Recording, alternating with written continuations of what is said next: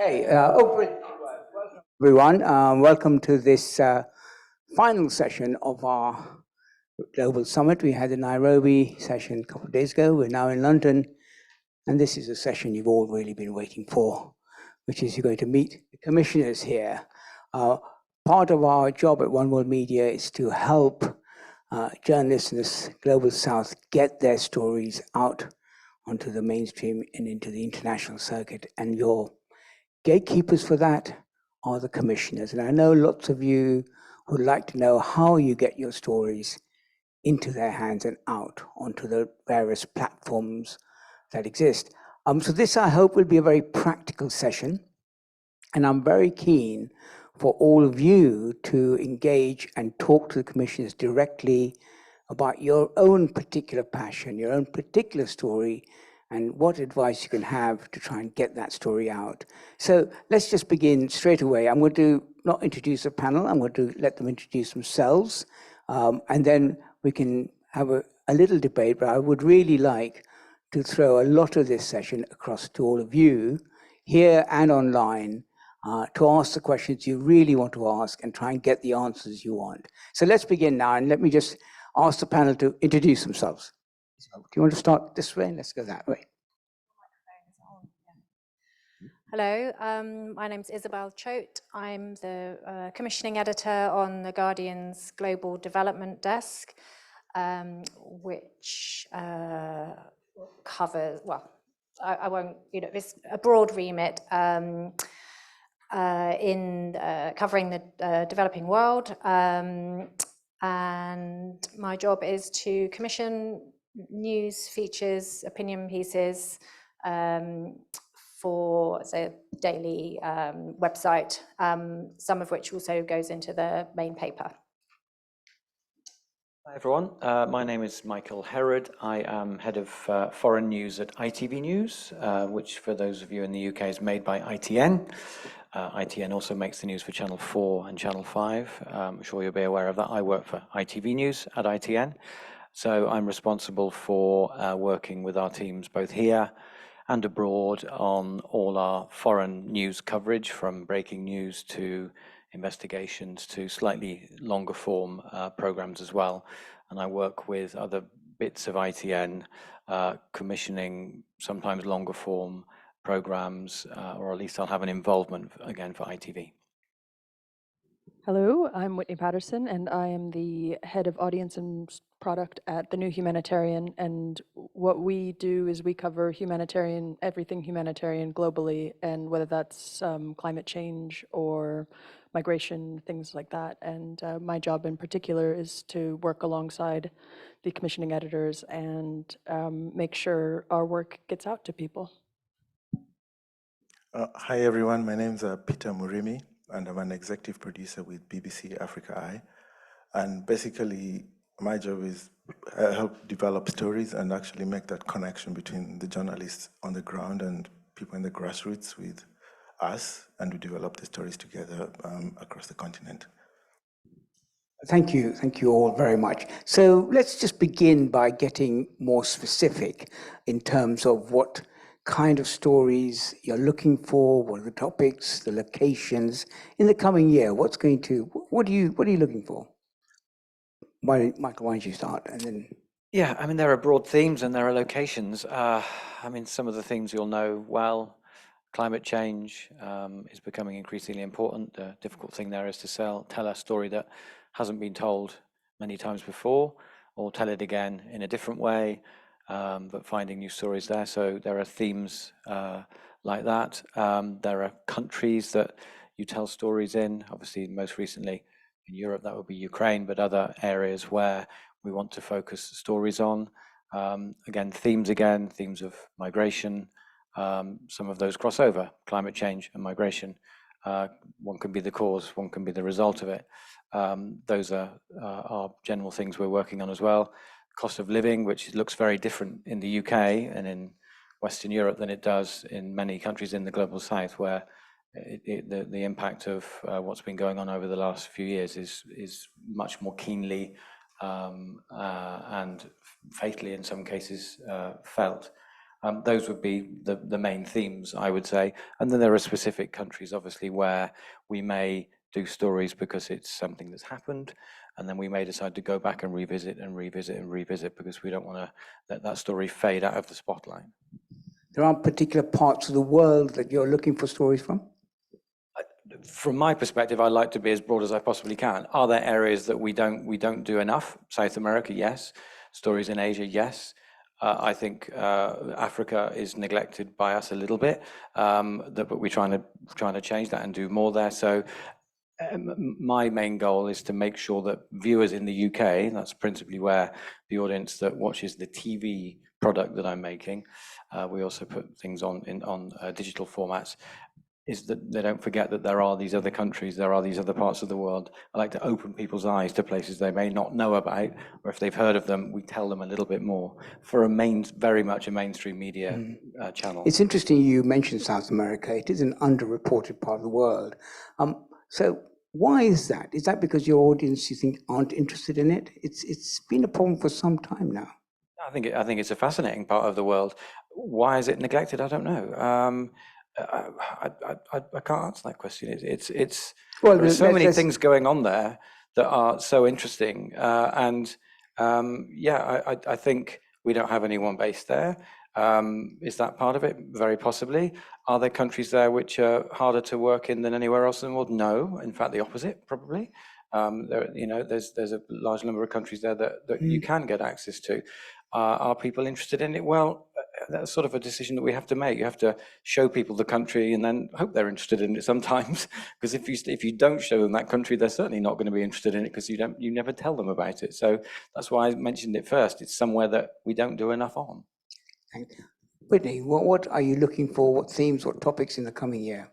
I think the themes will be familiar and quite similar, but I think that as a niche newsroom, our differentiation is to do the underreported stories and the unpopular stories in that way. And some of the themes we're actually looking towards are with humanitarian crises. It's all going to be quite a downer, and so anything that's constructive, and constructive doesn't mean happy-go-lucky. It can mean there's a forward-looking angle on it. It holds power to account. It addresses power imbalances and things like that. So anything that does that, I think, would be within our remit as long as it's humanitarian. Thank you, Isabel.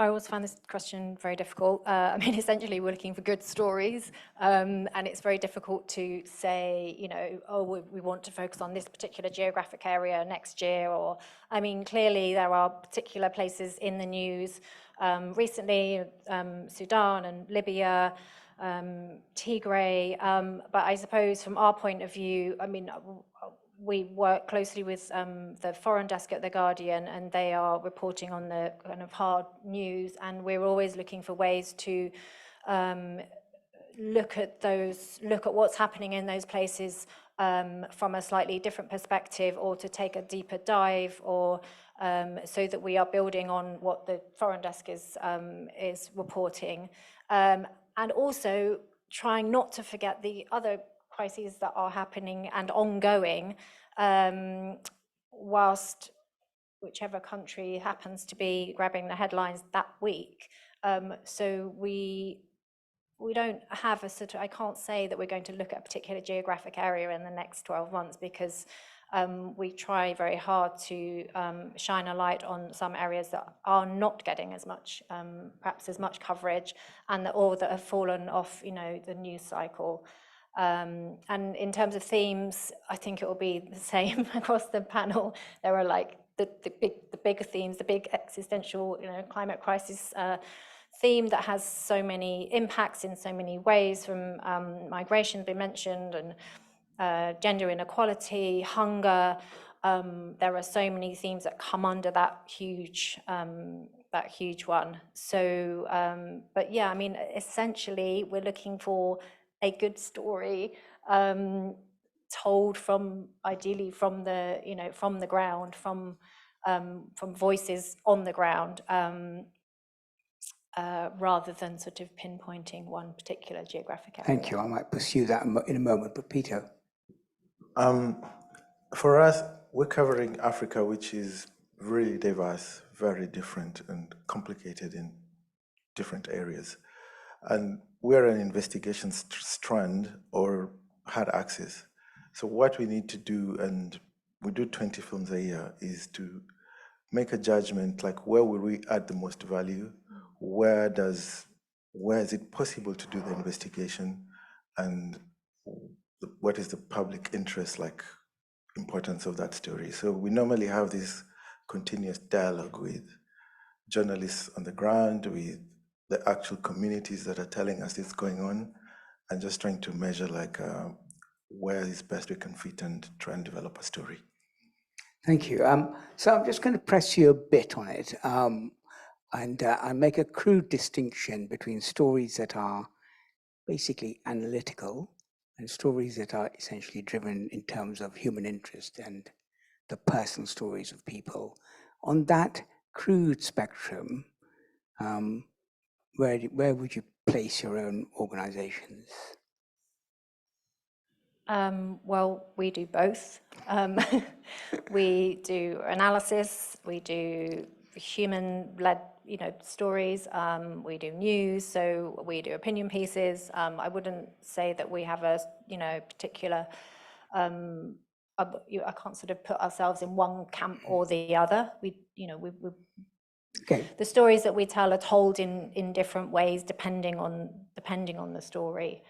And that might be a single voice opinion piece, or it might be an analysis, or it might be a feature from some on the ground reporting. Okay. Sorry. No, yes, Michael. It's both, but we have a finite amount of airtime on television, so it's much more about the storytelling, telling people what's going on, showing them what's going on in as engaging a way as possible. But in this multi-platform world, there's room for analysis in written articles or on other platforms. And in a television sense, I'll take the example of something we did earlier in the week. We did a piece about the route that migrants are taking still from Vietnam over to the UK. And the analysis on that was done in the live that the reporter who filmed and made that story did in the studio off the back of it. Now, we're talking about very limited time here. The story was something like 8 minutes long, which is long for a television news program. That's half an hour long. And the live off the back was a couple of minutes. But still, that's television in a limited bulletin style. But there was more analysis in the article that he wrote online. So it's both. But for the platforms that I work for, it's much more about the storytelling, and the analysis is a smaller portion. Thank you. Whitney. I think we do both as well. We err on the side of analysis for sure, and I doubt a very narrative piece gets by without much context in it anyway. But yeah, it just really depends on what the story's trying to do. If it's meant to inform people at their work, then analysis. But if it's meant to, appeal to a wider audience, I think that would be more where we'd lean on sort of narrative and first person.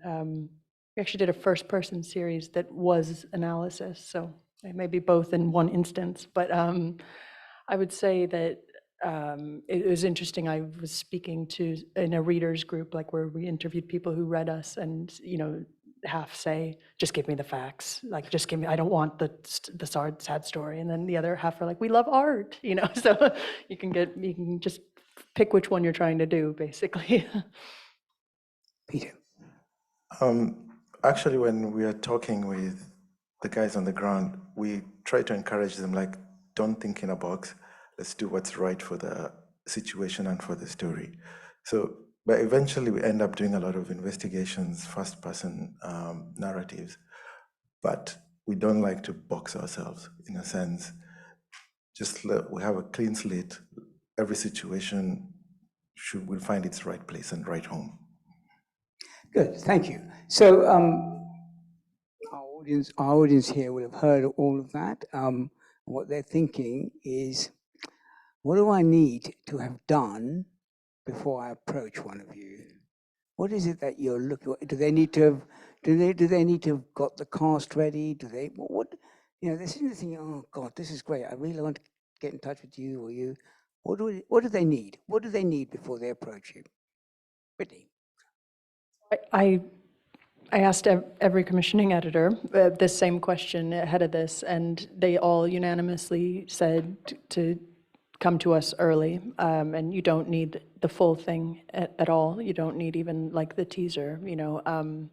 But I think we might be unique in that regard because we don't do breaking news. We're not like extremely time driven in that way. So it has to be more analytical, and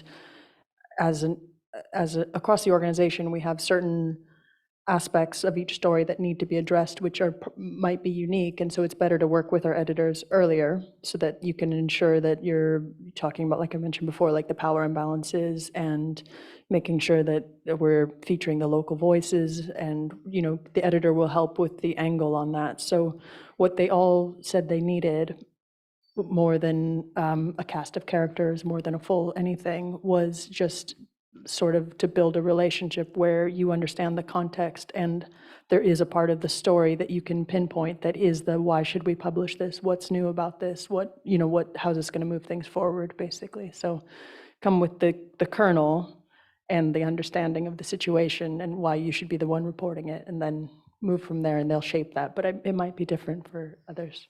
Peter.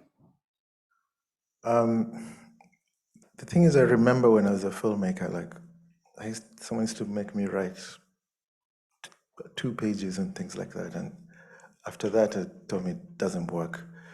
I realized sometimes the thing is when you're trying to pitch a story is one, do you have the access to do it, and do you have a method of how to doing it? And just an example, the last film that we aired, which was about xenophobia in South Africa, Fear and Loathing, I met the producer and she was just like, there's this interesting group, and I think I know I can get access to one of the leader membership. And then I said, that's really interesting. Let's talk to them and let's develop it together. So she hadn't written anything, but she just told me, this is an interesting group and I think I have access. And we work together to develop the story. So you don't need to have a lot of thought it through. Just, if you have a way in, we can work out everything else. Michael.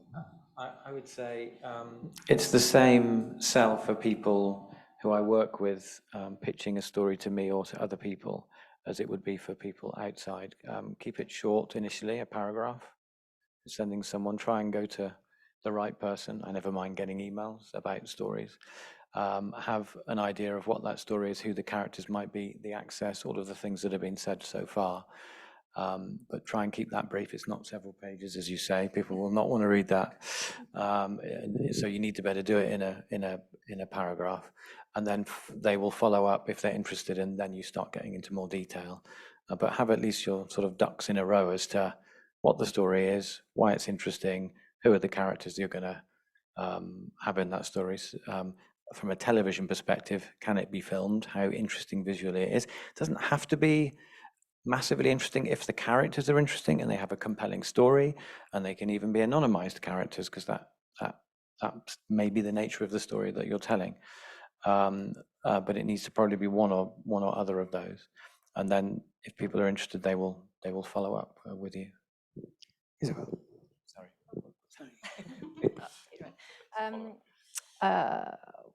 Yes to everything that's been said already. I think, yeah, keep it short, but within that short paragraph, you need to show that you've got a really good grasp of what the story is. I mean, I very often get emails about kind of nice ideas, but I'm not really sure what the story is, whether and sort of suggest that the person hasn't got a grasp in their own minds of what they're trying to say and what the narrative is going to be. That doesn't mean you have to understand, you know, or you don't have to know exactly what you're going to say ahead, but you have to have a pretty good sense of where that story might go. And I think a really useful rule of thumb is sort of, you know, if you can imagine the headline or the cell on it, not that you have to write that for us, we're not asking you to do that, but just as an exercise in your own mind, you know, what might it say? And then from there, you can kind of work out whether or not you've got a strong sense of what this story is and where it might go.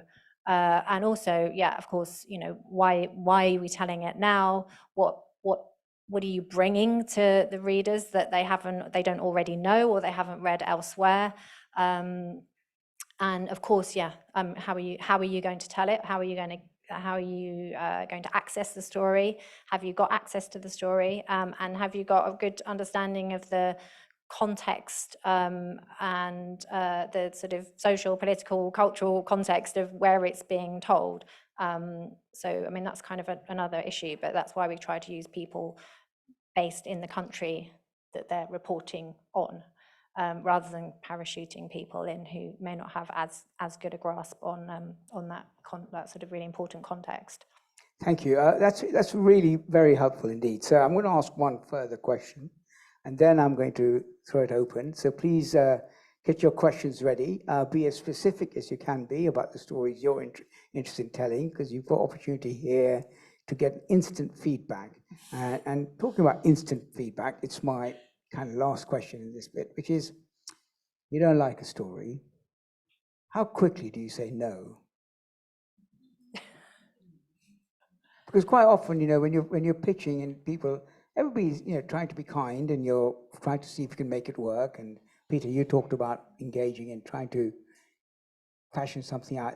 But there'll be a moment where you'll say, actually, you know what, this isn't happening. When does that moment arise for all of you? Whoever wants to pick it up is I'm just thinking of most of the times we say no, it's because the story itself isn't right for our publication, or, you know, the new thing isn't there. Yeah, so that's a decision you can make quite quickly. Yeah, and they usually will be quite quick, but there's always, or usually, this is our remit if you have anything like this, or maybe if we shaped it like that, you know, like, so there's a no, but there's a little bit of room there to build a relationship, I would say, but yeah. Peter.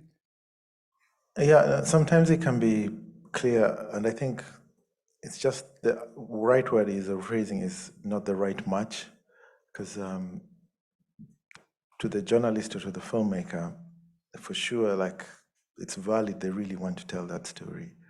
And the thing is, it's not working for what we're doing at that time, or I'm not getting it. So what I just say, like, this is not working now, like, if you have something else, please. And I try and follow up, is there anything else? Or later on, let's talk down the line. Maybe if it's not gone anywhere else, let's see if it's developed further. But it doesn't mean it's a bad idea, it's just that it's the wrong match or wrong timing. Isabel? I think most of the time you can tell pretty much straight away whether or not it's going to work as a story, and you'd say no. I can see, I mean, I think probably the frustration for the journalist pitching is that they don't get any feedback as to why it's not going to work, because of the, you know, just the sheer volume of emails that we're wading through every day. And then sometimes, as Whitney said, then you know, you might get an idea that you think is not quite right, but it could. I mean, this happened to me a couple of weeks ago, where you start talking to the reporter and then it kind of evolves into a different story, and you end up getting to a different point, and that's part of the commissioning process. But that usually only happens with people that I have already worked with and that I trust and I know, who, you know, then I'm sort of engaging in a conversation about where that story might go and what it might look like. That's an interesting point you just made about emails. So that raises a demand and supply question. How many ideas get pitched to you? So what is the ratio of success? A lot. I have never counted them. I mean, a lot. We and some. There's a very high ratio from particular regions, which is quite interesting. I would say the success rate is not that high, but not. Naught? No, of course not. No, I mean, gosh, I don't. 10%. It's really hard to say, 10%, but 50%? more probably 10 to 20%, Okay, perhaps. that's fine.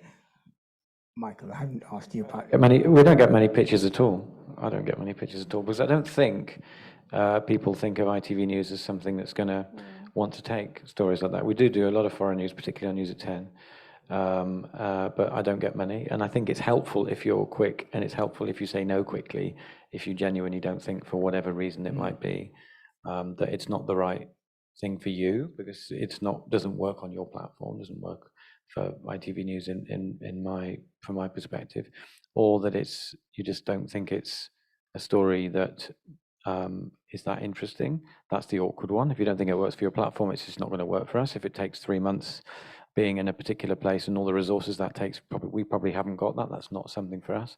If you see it and you think there's a great deal of hazard involved in that, and a great deal of hazard involved for the local people who might be doing it, I wouldn't put my own people in that situation. I'm not prepared to put you in that situation, even though you might be prepared to do that. I wouldn't do that.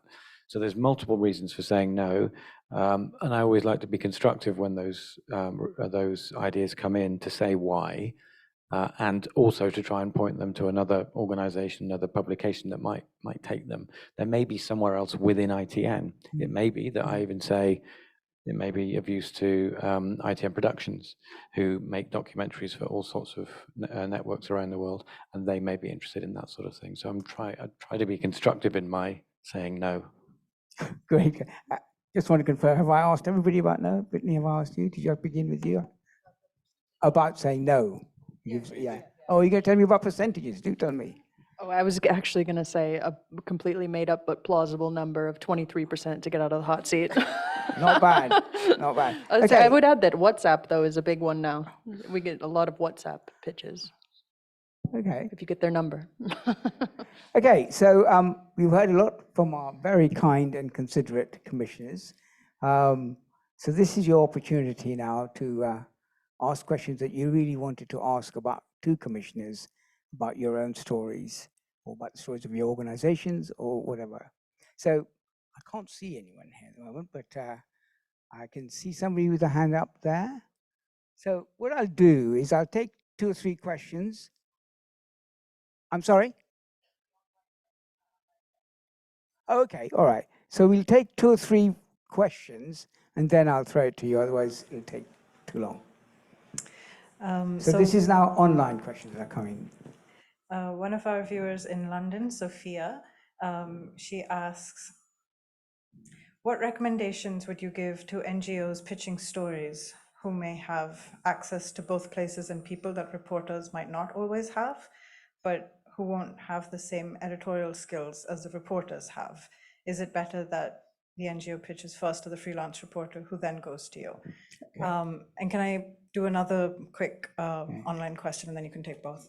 When do you start thinking about impact? Do you start considering the impact of the story even before you commission the project, or tend to think about it further down the line when the story is about to be out in the world? Thank you. I'll take one more, otherwise I'll forget. So let me ask. Yes. Yep. I should do the David Dimbleby thing, shouldn't I? Describe what you're wearing. I just want to know more about, when I've pitched, the line that's constantly come back to me is, what's the peg? So to tie up all the bits when somebody said, it's about the timing or come in early, it's not right now. I want to know how you deal or balance out with what's the peg as opposed to let's capture the momentous of this, because that could be lost while you're waiting for the peg when there is no peg. It just simply is an untold story. Thank you. So 3 things. One is, an NGO has an idea, should they link up with a journalist? 2 is, when do you think about impact, and what's the peg? I won't sort of go through all 4 of you for all 3, because that's the end, but so who wants to pick up the NGO question and just say, yep? I'm just picking this up because I had a conversation with a colleague, a reporter, who had a interesting conversation with an NGO this week and got quite frustrated by it.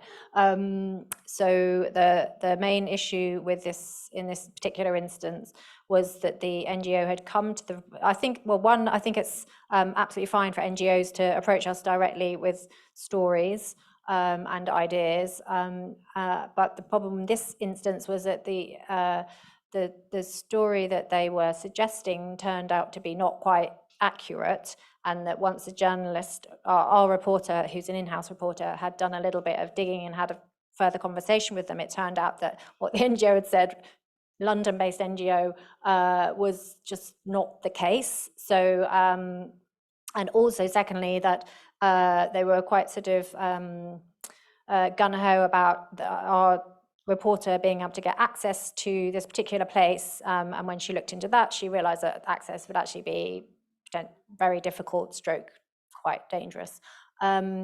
So yeah, I would just say, you know, absolutely fine to approach reporters directly, but make sure you know what the story is and you've got a very accurate idea of what is happening on the ground in the place that you're talking about, because that experience just left her very frustrated. You know, spent quite a long time having a conversation, and then there was, you know, at the end of it, there was no story. So yeah, that's just something to consider. Thank you. Anybody else on NGOs? Yeah, I mean, it's an interesting relationship because there are certain places that we need NGOs to allow us to get access to certain things. But I would say, as in the pitching, do it early and come to us and we can discuss it. And if we think it'll work, we can work together on it. And if we don't think it'll work, we'll let you know early. The worst thing is that you get a bit of information from an NGO and it's about something in a place that's far from where I might have anyone, and it's in a week's time and it's really interesting, but it's too late. It might be fine for a written article, but it's terrible for television because you haven't got the visas, lots of hurdles that might come in the way. And I get lots of emails and requests from NGOs, so this is a thing that happens regularly. Can I just talk about the PEG as well? Or do you, yeah, let's do the. I'll go through all the topics in systematically. No, you don't have to, Peter. Don't have to. Okay, so let's just move on to impact, and then we'll go. So, Aisha, if you just repeat the impact question, because I'm not quite sure I understood it.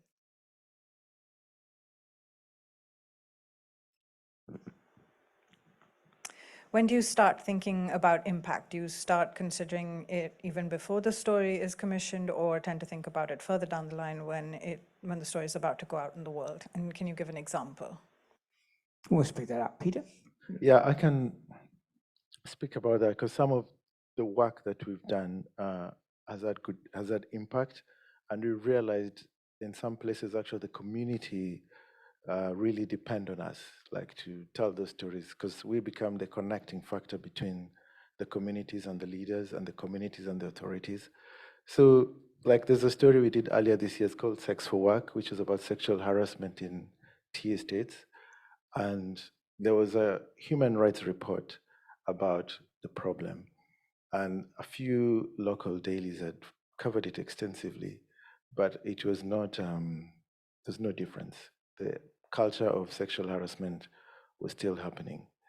And we decided, we knew if we had picked up that story, it will make a difference. And we did. So we did the investigation. And once we did, the guys were fired, an investigation began, and parliamentary committee had a task force. So that's something we knew when we were commissioning that can happen. So we thought about it. Anyone else on impact? Yes, Whitney. Yeah, we look at it from start to finish. It's even it's in our pitch form, in our commission form. When an editor commissions something, they have to answer the sort of intended impact and what would make a difference in this piece. For us, we don't make revenue off ads, so like page views don't matter, but impact is why we do what we do. We're a mission-driven organization, and so that it's really critical in that regard. And I think that what the time to do it as well is what comes into it, because to seek impact, you can't just publish and hope that it takes off. You have to think about the distribution of it. You have to think about how to carry it forward. And so, yes, we think about it from soup to nuts. Yeah, very conscious of the impact. From a level of the impact on the people that might be working on this and what happens to them after the story goes out, what happens to the people that the story is about, and the impact that it might have on those people, because people over here who may be influential in changing that, what impact they can have on the situation that we're reporting, wherever that might be. So, I'm very conscious of that throughout whatever we do. It's one of the central things that we think about. Isabel, do you want to say anything? I think impact is just a sort of natural part of journalistic thinking and the editorial commissioning process anyhow.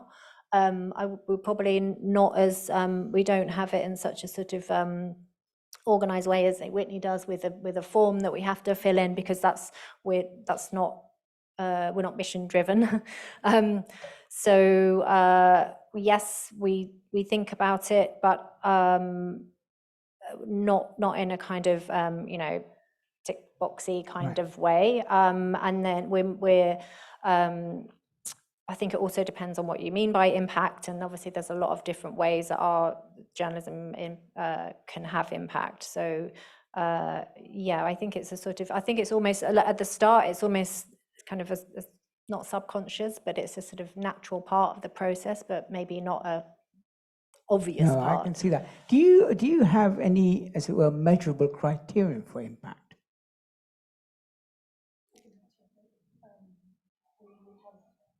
We have an impact tracker, and it doesn't quantify well. It's a really difficult thing to do, but it just keeps track of notable mentions, republications, what else is on there?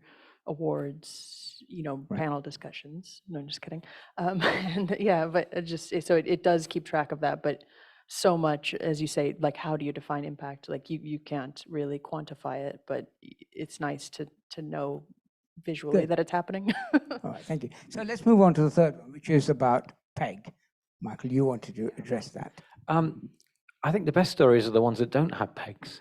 Because if there's no peg and you're telling a story that no one has told before, you're making your own peg. Those are the best ones. So if anyone tells you, what's the peg? Then that may be a way of, they don't like the story, but they're not telling you straight. But, tell them why it doesn't need a peg and why you should just be telling the story, because it's just a really good story. And I'm never prouder than those times when we do stories that nobody else has done, and then you've created the peg that then other people might do stories about. So I would never, yes, if you think there's a great peg coming up on a story, that can help on certain stories, and on any story. If it's easy to tell a story about X or Y because it's the day after something else having happened, fine. But if you're revealing something, and that is creating its own peg because the story is just a great story and no one's told it before, then those are the best ones for me. Well, let's think about that, because we asked the question, why now, is another way of asking the question, what's the peg? And we were talking about our lack of coverage of South America, and Bolsonaro does something terrible, that becomes the peg for it. So isn't it a little disingenuous that the question that she's facing is a perfectly legitimate question? Why are you doing this story now? What's the peg? And you're suggesting, of course, great to do a piece of investigative journalism that breaks stories, but your everyday story does need a peg, does it not? Why now? You asked the question, why not? Why now is there's a subtle difference between why now and a peg, in my mind. Okay. I think a peg is something that PR people often use. It can be a little bit lazy, international, hey, it's International Women's Day, let's write whatever, So we tend to avoid those pegs, like the obvious pegs, or it's International, Breast Cancer Day, or whatever. I just think that's not a particularly useful start for a story, and I agree with Michael that that the best stories are and it's what we're looking for as well, is the underreported stories that people haven't heard yet, and you don't necessarily need a peg for that. Okay. I'm not saying pegs are irrelevant. Clearly, they're very useful for the vast majority of stories. I'm saying that you don't have to have a peg. Don't be afraid to pitch a story because you think, well, I need to think about what the peg is.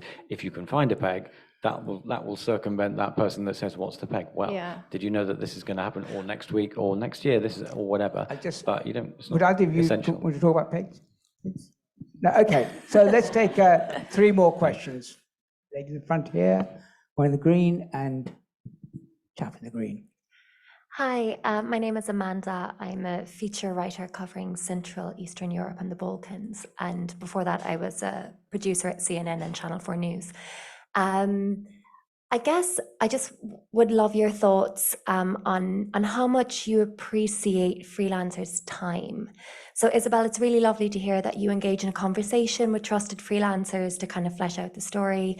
Peter, I can relate so much to being asked for 2 pages of kind of story development and then get a no at the end of it. I think sometimes the ask from commissioners is, give me a great story, give me something I've never heard before, but that takes time and it takes resources. And I'm a business owner, ultimately, at the end of the day. I develop stories, I sell those stories.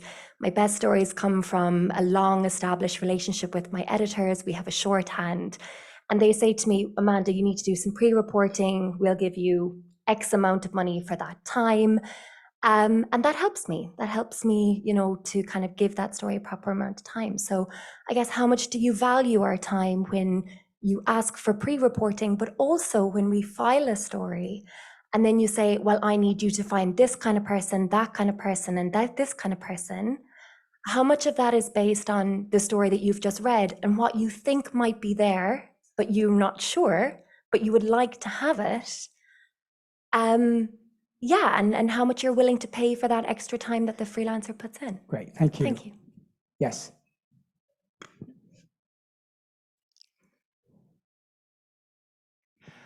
Hi, I'm Jen Stevenson from Ripple Effect. We work in East Africa. So all of you are on my target list.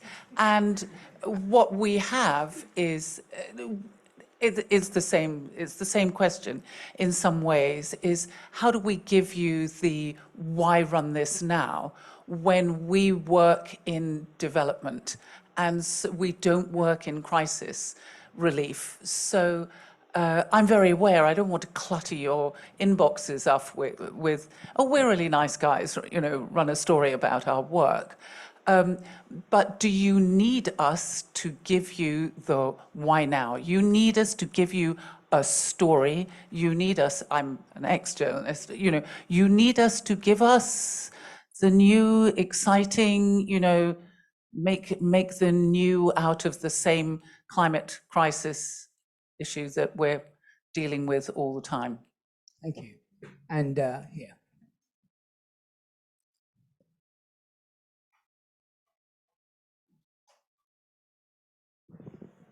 Hi, my question is on, I don't like to call it climate change because to me it means a lot more than just that. But for the last 10 years, when I see the consensus on climate change, this is what's happening. When I speak to people in the global north, this is what's happening. But then when I speak to my friends from Niger and Congo and different parts of Africa and India, I says, listen, I'm in the UK, what's really going on there? He says, well, not what you've been told in the mainstream. I says, so why is that not being told from the small stream to the mainstream? Because it will never get the attention. It's not sexy enough. It's not catchy. And for me, the best example is I've been talking about the colonial ransoms that's been on Africa's head for the last 10 years.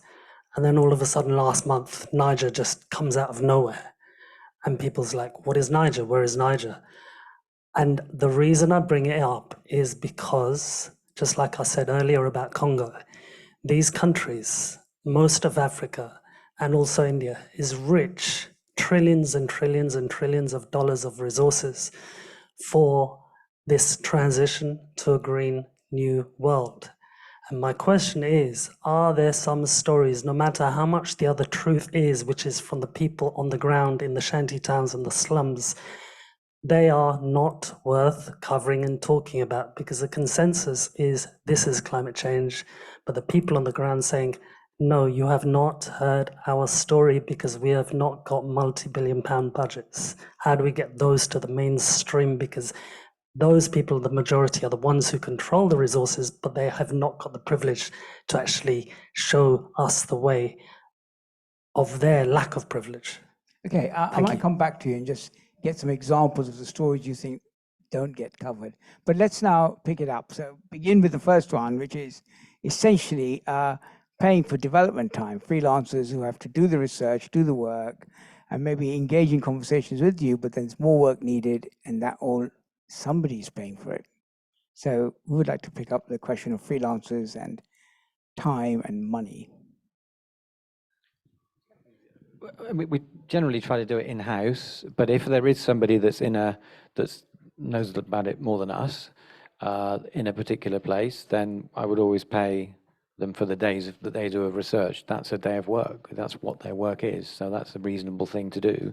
If they do, and you'd arrange that beforehand, you've got 2 days of research, and let's see where we are in 48 hours time. And if it's working, and you'd expect when the bill comes at the end, they'll get the pre-time, the time when you might go and do the story with them, and anything else. So we would do that. We try. Very often it ends up being we find a story, we see a story, we do it ourselves, just because of the nature of what we do, and that plays into some of the other questions here. You see very different outlets with very different stories they might tell in a very different way. Not all of us will do all the same stories, in fact, very much not the same stories, and so there's different sorts of stories, and the sorts of things that I tend to do don't necessarily involve the levels of research that you're talking about, but when that is necessary, then yeah, we pay for that. Yep. I'll say the same, so I'll be repeating. So. Okay, no, there's no need to. We have lots of questions. So if you've got anything else to say, Isabel, do you? Well, I just think it's a really, fair question. And I'm slightly embarrassed by the Guardian's rates, which essentially have gone down in real terms. So, yeah, I mean, I think, we at the very least should be paying a day rate for the time that's spent on the story. And I mean, that certainly in terms of the research and the, on the ground reporting, what happens afterwards, I mean, that is a tricky one. I'm working on a piece at the moment that's been toing and froing, and there's taken up some of this, quite a lot of this person's time, partly because it's a sort of legal minefield. So, that's a tricky one. And sometimes you don't know that's going to happen until the story comes in, and we're not necessarily, we're not paying for that at that end. But I think, yeah, I mean, at the very least, you should be paying a day rate on, as well as the rate for the for the finished piece. But I hear you. It's really difficult. Did you want to say anything? No. Limited budgets. Were you as about well. to say? Okay, all right. The second question, I think, if I can just reframe it, is when you're working in an area which is actually, as it were, not crisis-driven, but it's just underlying development stories, how do you get a story that's not driven by a particular crisis out into your inbox in a way that you will consider it? Is that about right? Yeah, do we need to deliver give you the story, the news? Yes. Does anyone else want to? Any thoughts?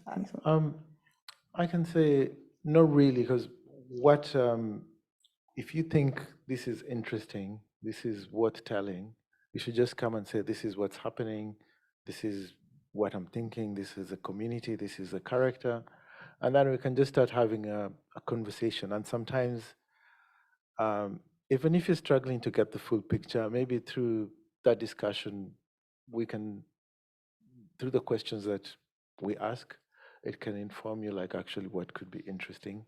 So don't wait to have a really cooked idea. Just say, I think this could be interesting. Let's talk and we'll see.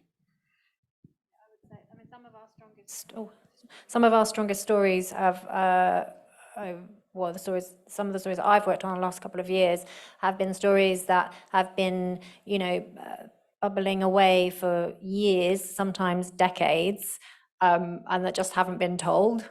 And I mean, I think of one example of a charity that was working to raise awareness and campaign to get a particular disease, very horrible childhood disease, onto a list of neglected tropical diseases, and they, that had been going on for years, and no one had written about it, and so we picked up. There wasn't a news. Well, there was a little bit of a peg in the sense that they're campaigning to try and get it on this list, but that wasn't about to happen anytime soon. And we did the story. I was worried about whether or not it was too much because it was the photographs were quite graphic, and it did well in the sense it was well read, and but importantly it also did well. We got a lot of feedback from the organisation saying that it helped with their campaign work if we're talking about impact, and it was the first time that a mainstream newspaper had shined a light on this particular disease. So I mean that's quite a good example of, and that had, you know, they'd been working away on that for years, and they didn't come to us with a kind of strong news peg. So I think I don't think it's always necessary. Fine. Anyone else on this now? So can I come back to you? We've heard a lot about wanting to tell untold stories and underreported stories, but you seem to be saying that you have untold stories in those parts of the world, but you're getting a blank for reasons I couldn't quite understand. So could you just elaborate a bit, maybe give me an example of the kind of story that you think should be told, but you're not getting any positive response to? Yeah, so I started looking at the reason why, you know, a lot of people are saying, okay, let the migrants into the country. Yes, you know, just like my parents come in the 60s. But then I was like, what's the reason why those people became migrants out of their country in the first place? So my interest in supply chains, I started to follow things back in the supply chain, saying, okay, they come to the UK, Dover, they left maybe one country in Africa or somewhere else. So, you know, before that, they were in the city. Before in the city, they were in the countryside. That's the route they normally take. And when I looked further in the supply chain, the reason why they left the countryside was because their countryside was turned into a mine, and it was being excavated and ravaged for resources, for minerals. And most people are just saying, okay, let the migrants in. My thing is, no one in their right mind from the global south wants to leave tropical beaches and healthy environments and 40 degrees to come to freezing Britain, unless there's some really bad stuff that's happened. And my story that's being overlooked is the other side of climate change I'm trying to convey to people, which is, you're being told this is climate change, this is the disaster. Look at the supply chain of all the resources we require for wind turbines, solar panels, electric cars, all the gadgets to improve our lives. The reason why a lot of these migrants have come here, and I'm not saying everyone, if you follow the supply chain, they've had to leave their land because it's been ravaged from West Papua New Guinea to other countries to come here because their land, their water, their soil has been completely demolished and stolen and colonized to come here. And I want to show the intersection or the channel that's being overlooked between those minds and conveying to people this is the real story of our transition to net zero. Okay, thank you. Okay, well, so talk to me about what you think of that story and your attitude towards it. Since it's talking about Congo, I guess I should speak because it's my patch, like I do Africa. So the thing is, very interesting. If you have the characters and can stand up that hypothesis, it's a very interesting story. So I think we should, although Congo is really complicated, going back many years. So it's not just climate change, it's much more complex. But yeah, we should have a very long chat and wade through it. But it's what you're saying, it's not as simple as it is, it's complex. And you cannot just say it's climate change, but we can talk further. Great. Anybody else on this? I mean, it's showing why lots of people have done lots of stories about the end of the journey, as you say, and not so much done on the beginning of the journey. Although I think it has been done quite a lot, but not every single example. So, and that's something that we certainly are actively trying to do this year, to show not just why people are coming over here, but why they're leaving, why would they leave, the conditions that they're leaving, be that climate change or destruction or whatever. The report we did the other night from Vietnam showed quite clearly, what was going on there. We've got another piece that's on Monday about why people are leaving Afghanistan at the moment, coming all the way in the hazardous journey through Turkey.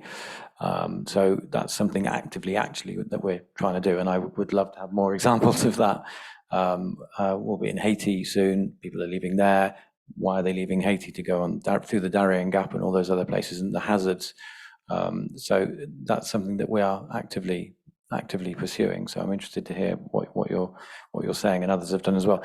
I didn't get to answer the previous question. I just wanted to say, I mean, it's just have a conversation with us, I think. I don't know that every single story works on every single outlet, as I said, but from my perspective, that we do other programs. There's a program called On Assignment that comes out of my newsroom, which is once a month after news at 10.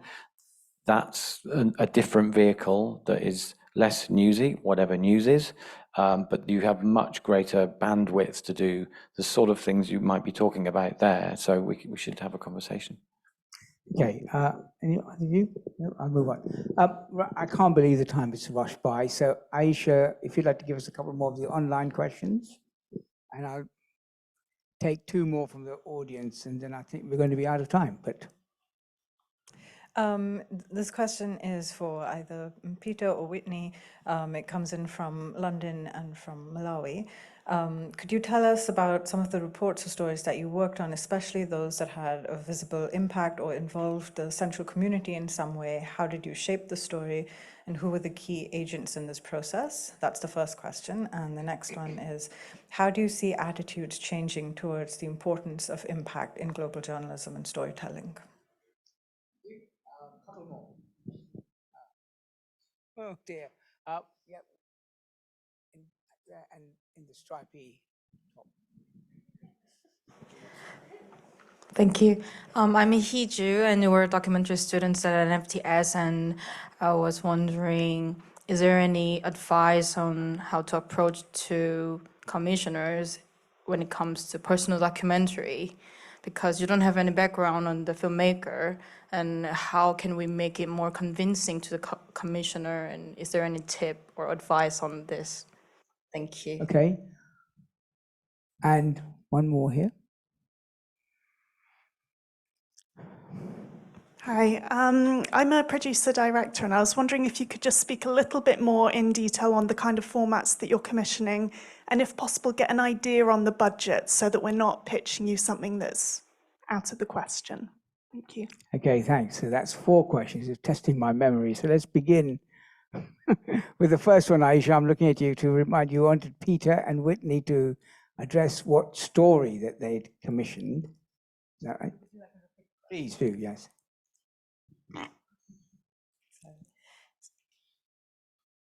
Sorry.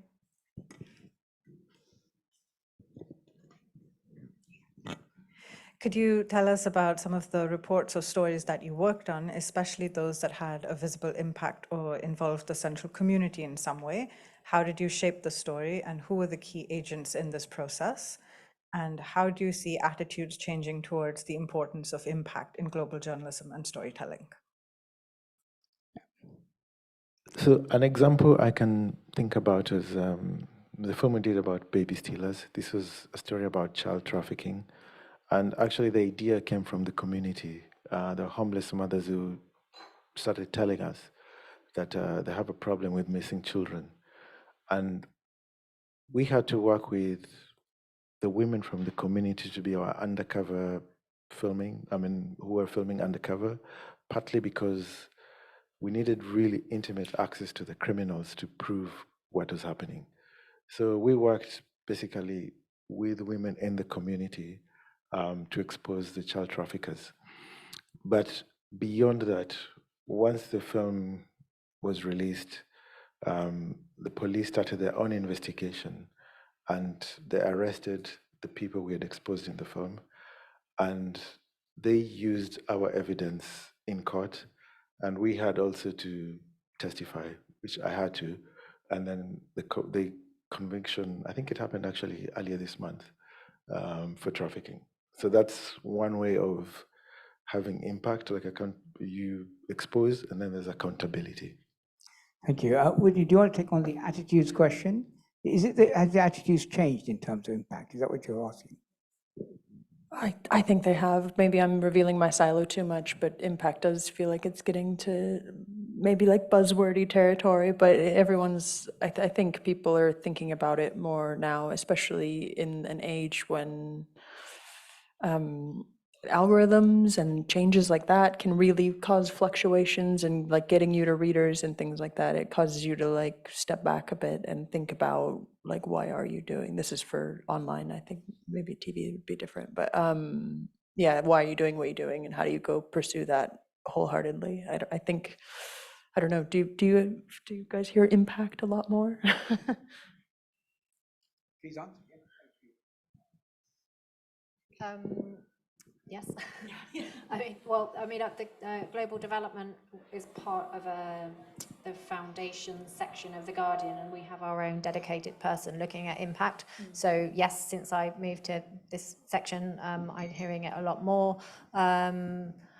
And I also think there's lots of other reasons why it's becoming more important, in terms of attention span and generally, how people are consuming news, and it becomes more important to know that you're cutting through and that what you're doing is, working.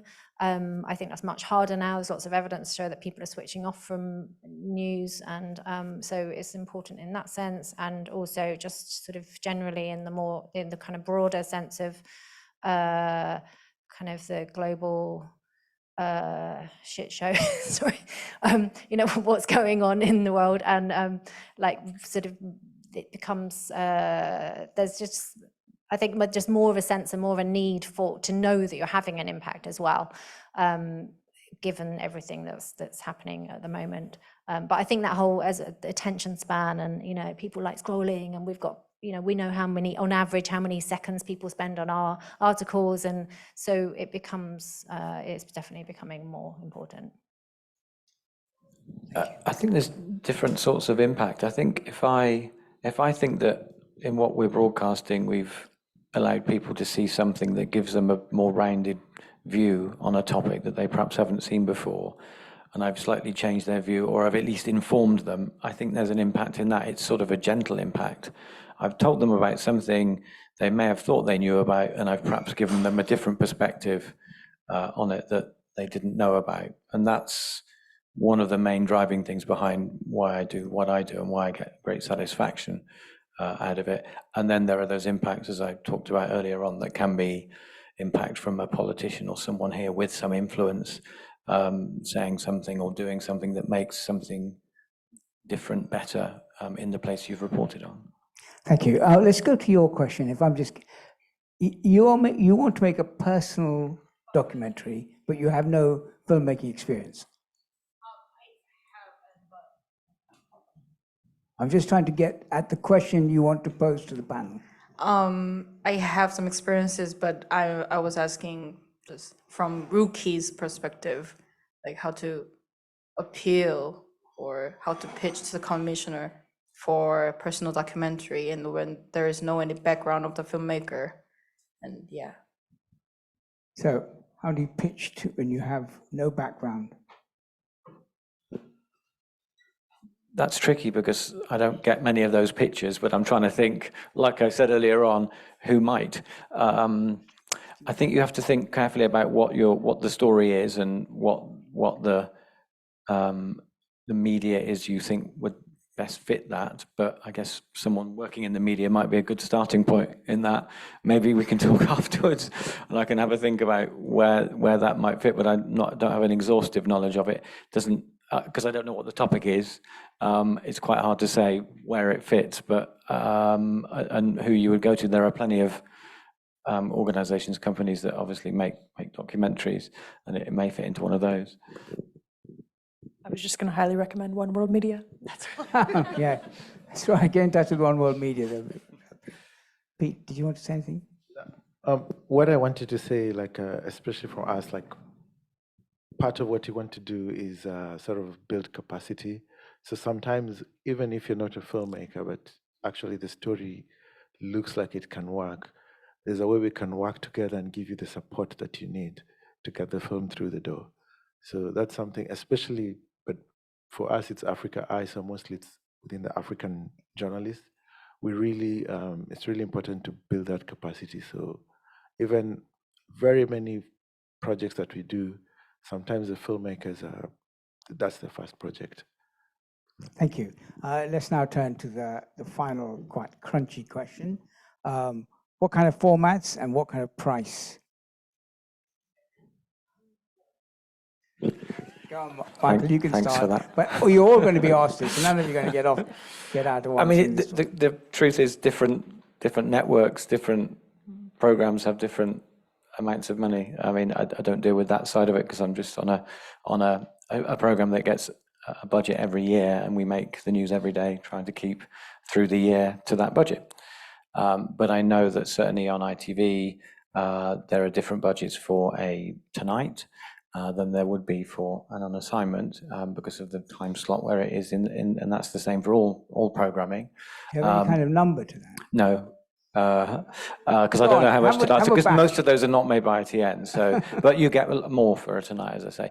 You'll get more for a higher amount of money for a BBC One documentary than you would for another BBC network. Same with Channel 4, Channel 5. So each show on each different network will have a different budget depending on where it sits or where it's planned to sit in the schedule. So difficult to say where and how much it would get. I guess it depends on the topic. If they think it's a topic that's going to make a prime time, then you're going to get more on a network channel. In terms of the pitching of it, we've sort of been through all of those. Think through your idea. Is it something that's been seen before? If it's not, what access do you have to it? And bring a greater knowledge than the person you're speaking to, so that you can tell them why they should be making something out of this, the topic or the subject or the country. Okay, thank you. Others on formats and the kind of price you'll be paying? Okay, we make half hour and 1 hour, but I cannot give you a number, sorry. Because the thing is also every film has different needs and it varies. Some will be less, some will be more. And it's something we just have to, it's a case by case basis. Obviously there is a limit, but what's more important is the story and can it work for us? And then we can see, we can figure that out. And if it's too expensive, and then we'll be sad about that. I get the feeling, but that you actually know what the number is. What's too expensive?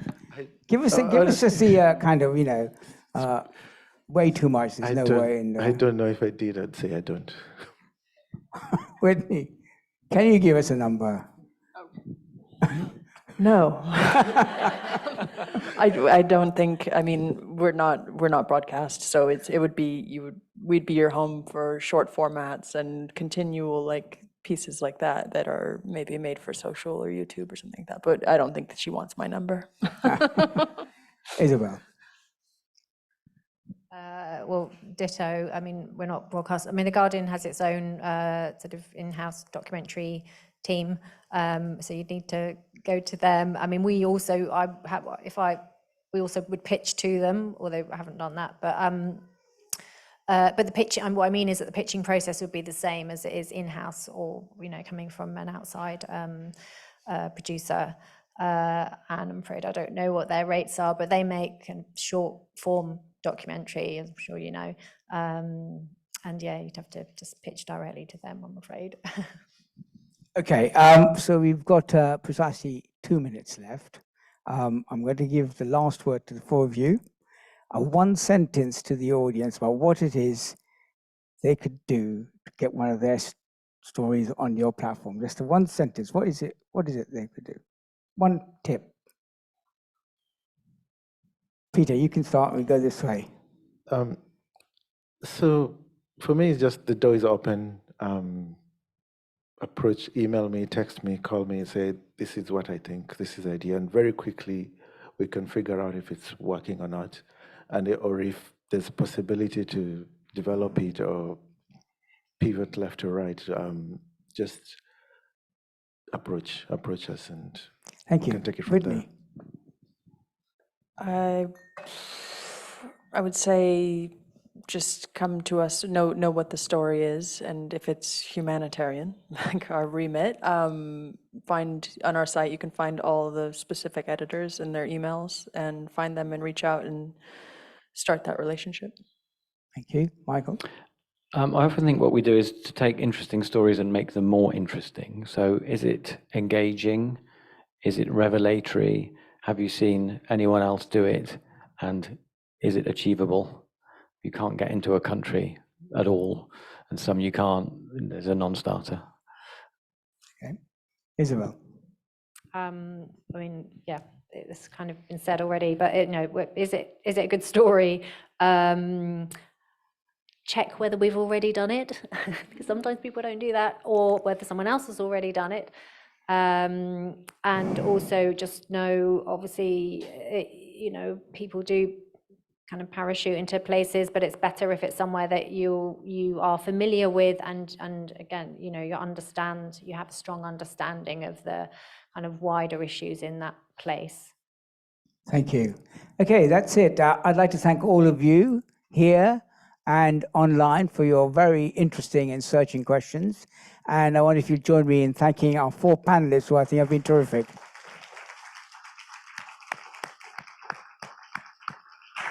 Thank you. I'm going to hand over now to the director of One World Media, Gemma Bradshaw. Thank you, Samir. Thank you all for being here. And I just wanted to say a quick word to thank everyone who's been a part of making the Global Reporting Summit this week. It's been 3 incredible days, and a special shout out to our team who've managed to pull off a 2-city online extravaganza.